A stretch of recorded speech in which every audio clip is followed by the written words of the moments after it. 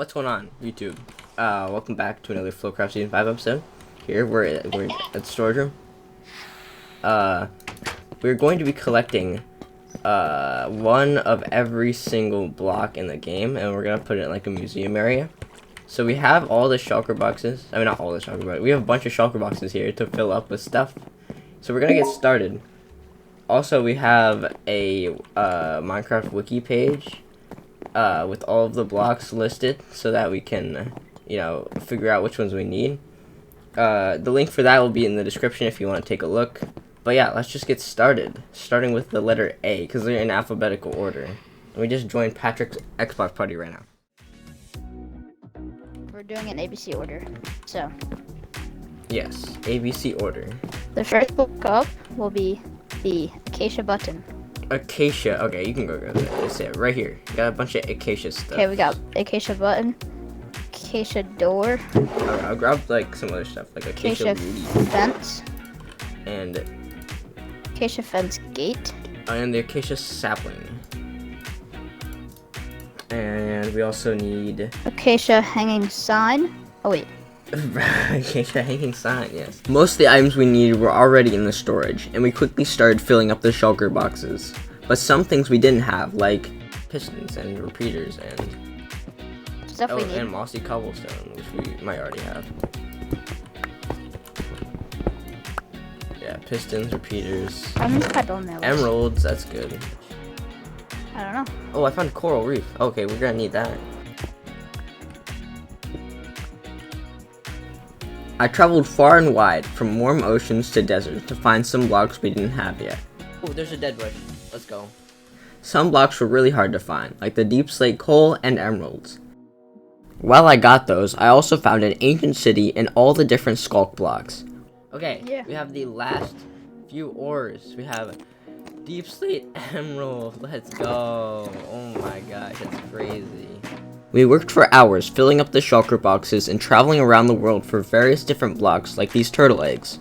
And now all we need is mob heads. After all of those, we only had 3 more blocks to get, and they were the most frustrating by far. The only way to get mob heads, except for skeleton and wither skeleton skulls, is to have a charged creeper explode and kill the mob. To get a charged creeper, we made an obsidian trap with a lightning rod so that the 2 creepers we put inside would get struck by lightning. Once that happened, we trapped a skeleton and a zombie in with them. But when we went to explode the charged creeper, the first one didn't kill any of the other ones, and the second one only killed the skeleton. What? So next we trapped creepers in boats with a zombie next to lightning rods. And it worked this time, and we got our mob heads. Oh, there we go, we got it. We got it!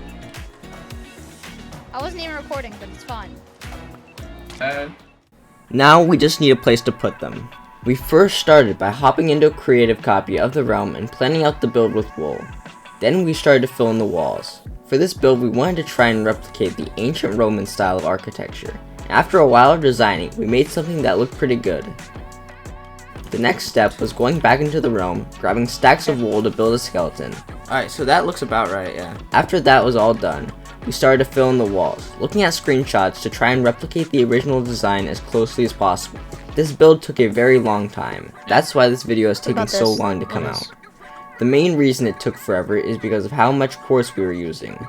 We only have a small piglin trading setup, so we mined all of it by hand.